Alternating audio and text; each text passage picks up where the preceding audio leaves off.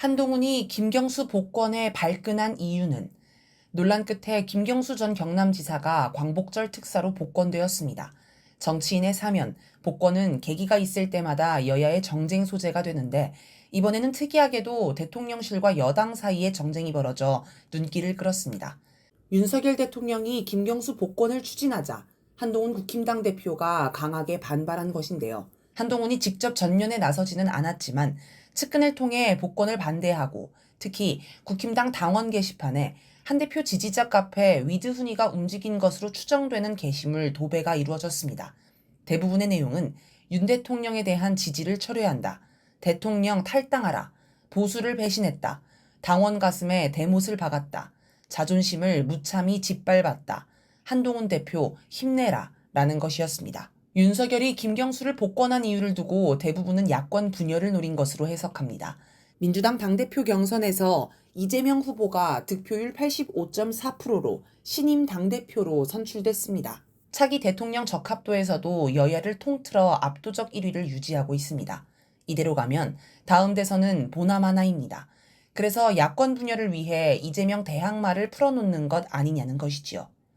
김경수가 정치활동을 재개하면 민주당 내 친문 세력의 중심이 될 수 있습니다. 또 조국혁신당의 조국 대표나 김동연 경기도지사와도 손을 잡을 수 있습니다. 그렇게 야권 내 이재명의 경쟁 세력으로 떠오를 수 있습니다. 그런데 이런 이유라면 한동훈이 반대할 이유가 없습니다. 한동훈이 김경수 복권에 지나치게 민감한 반응을 보이는 건 뭔가 다른 이유가 있어서일 것입니다. 미디어 토마토가 5일에서 6일 실시한 여론조사 결과를 보면 국힘당 지지층의 67.5%, 윤석열 지지층의 69.7%, 보수층의 67.7%가 김경수 복권을 반대했습니다. 윤석열로서는 지지층의 반대를 무릅쓰고 지지율 하락을 각오하고 김경수를 복권한 셈입니다. 그렇다면 뭔가 더 큰 정치적 이익이 있었을 것이라고 예상해 볼 수 있습니다. 김경수 복권은 정계 개편용, 대통령실과 여당 내부 사정에 밝은 찐윤 서정욱 변호사는 14일 MBC 라디오 권순표의 뉴스 아이킥에 출연해 정계 개편의 여지를 열어놓는 한동훈 대표 견제용이라고 분석했습니다. 윤석열이 김경수와 손을 잡고 한편이 될 수 있다는 것입니다. 그러면서 양정철, 박영선, 주진우 등이 여기에 합류할 수 있다고 주장했습니다. 한국일보도 16일 칼럼 인위적 정계 개편 가능할까를 통해 임기 5년의 절반도 지나지 않은 현직 대통령 측이 자신의 수조기자 국정동반자인 집권당과 딴살림을 차리고 싶어 한다는 합리적 의심이 언제 현실화할지 여의도에선 빠지지 않는 화두다라고 했습니다.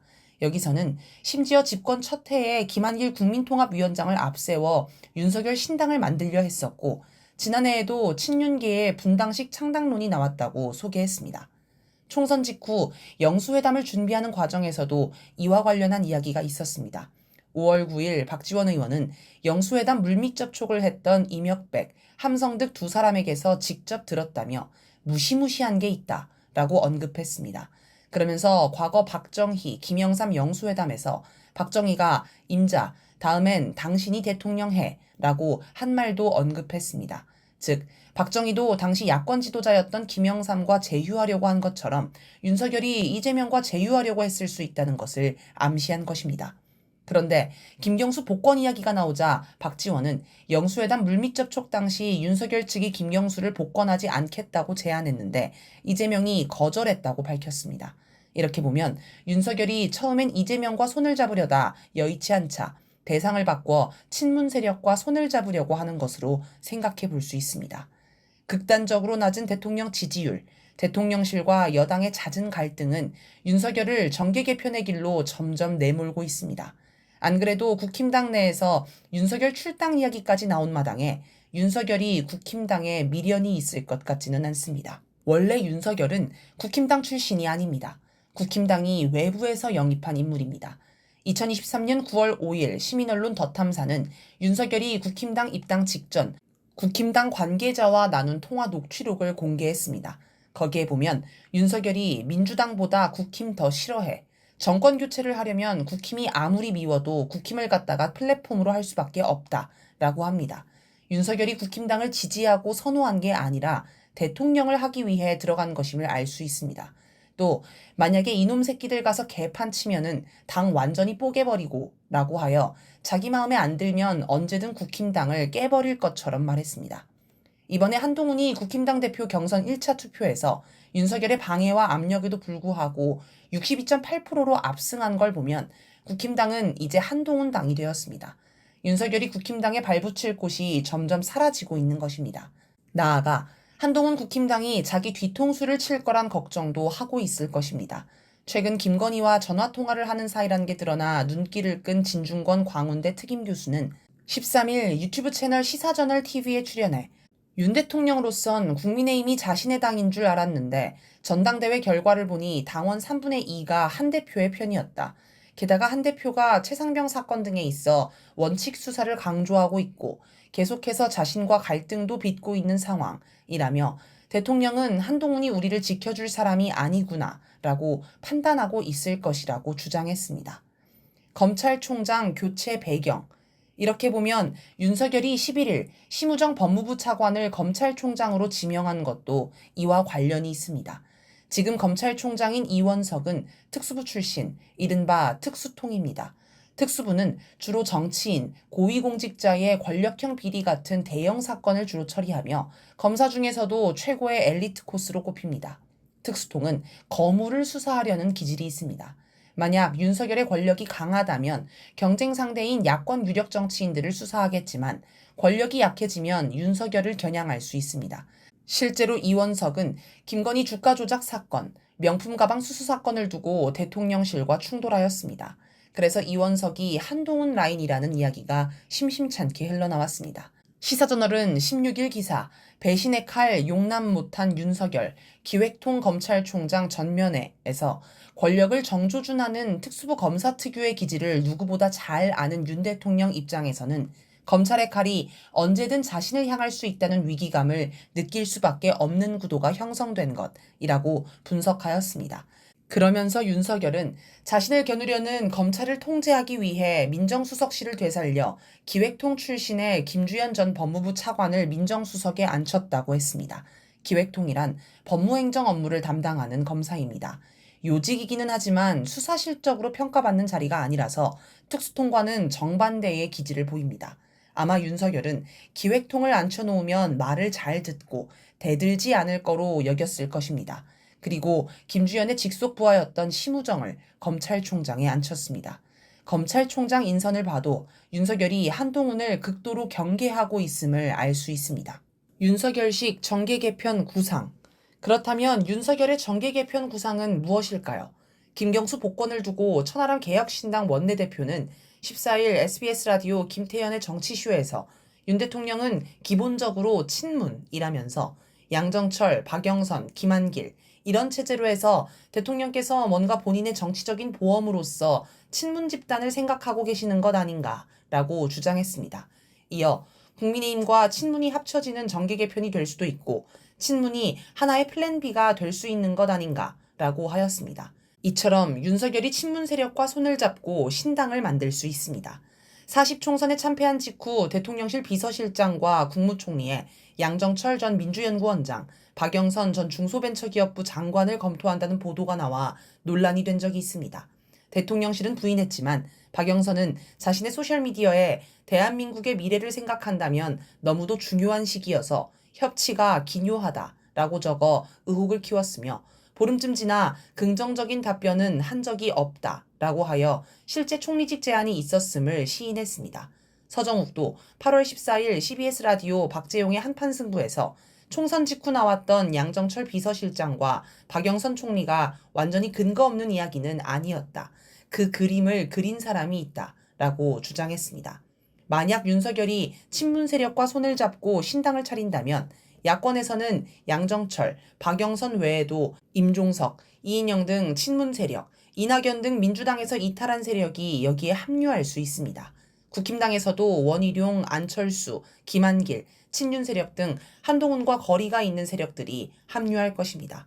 그렇게 해서 이재명 민주당은 개딸 정당으로, 한동훈 국힘당은 가딸 정당 혹은 한딸 정당으로, 윤석열 플러스 친문 신당은 합리적 중도 정당으로 자리를 잡으면 차기 대선도 기대해 볼 만하다는 게 윤석열의 구상일 수 있습니다. 적폐 세력의 정권 연장 셈법.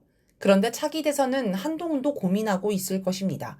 아니, 한동훈뿐 아니라 적폐 세력 모두가 고민하고 있습니다. 그리고 적폐 세력을 통해 한국을 안정적으로 통제하려는 미국 역시 같은 고민을 하고 있을 것입니다. 만약 다른 변수가 없다면 다음 대선은 2027년 3월 3일 실시됩니다. 그에 앞서 2026년 6월 3일 지방선거도 있습니다. 윤석열 지지율이 바닥인 상태가 유지된다면 지방선거도 대선도 연달아 필패합니다. 최근 언론들이 차기 대선 주자 여론조사 결과를 보도하면서 한동훈 이름을 더 적극적으로 노출하고 있지만 여전히 대선 승리 가능성은 작습니다. 저들은 차라리 지금 윤석열을 탄핵하고 바로 대선을 하는 게 유리할 수도 있지 않은가 한창 저울질하고 있을지도 모릅니다. 지금 대선을 하면 한동훈이 이재명을 이긴다는 이야기가 솔솔 나옵니다. 박근혜 탄핵 때를 돌아봅시다. 당시 국회 구성은 새누리당 의원이 128석, 민주당 121석, 국민의당 38석, 정의당 6석, 무소속 7석이 있었습니다. 2016년 12월 9일 국회 표결에는 새누리당 1명을 제외한 299명이 참석했고 탄핵 찬성에 234표, 반대 56표, 기권 2표, 무효 7표가 나왔습니다. 아무리 적게 잡아도 새누리당에서 62표, 거의 절반 가까운 수의 찬성표가 나온 것입니다. 이는 탄핵에 찬성한다고 사전에 밝힌 44명 외에도 꽤 많은 의원이 찬성표를 던졌다는 뜻입니다.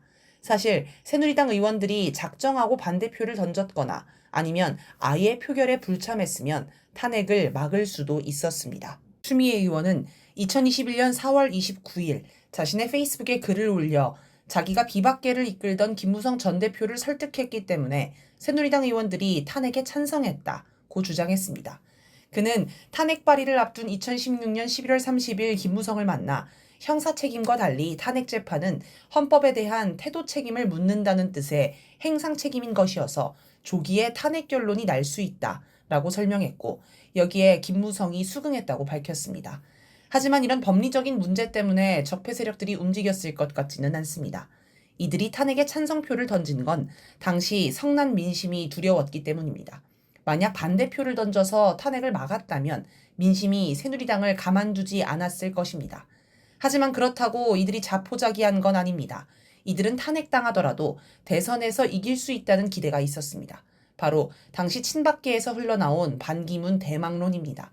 반기문 유엔 사무총장은 대권 도전을 시사한 직후인 2016년 6월 1일 MBC가 의뢰한 차기 대선 후보 여론조사에서 31.6%를 얻어 단숨에 1위를 차지했습니다. 2위는 문재인 16.2%, 3위는 안철수 11%였으니 압도적 지지라고 할 만합니다. 당시에는 반기문이 스스로 어느 정당 후보로 출마할지 밝히지 않았고 참여정부 출신이기는 하지만 기본 성향이 친미 보수라서 새누리당으로도 얼마든지 출마할 수 있다는 예측이 많았습니다.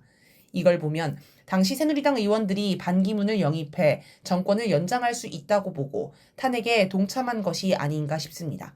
물론 이후 반기문의 미천이 다 드러나면서 지지율은 거품처럼 빠졌습니다.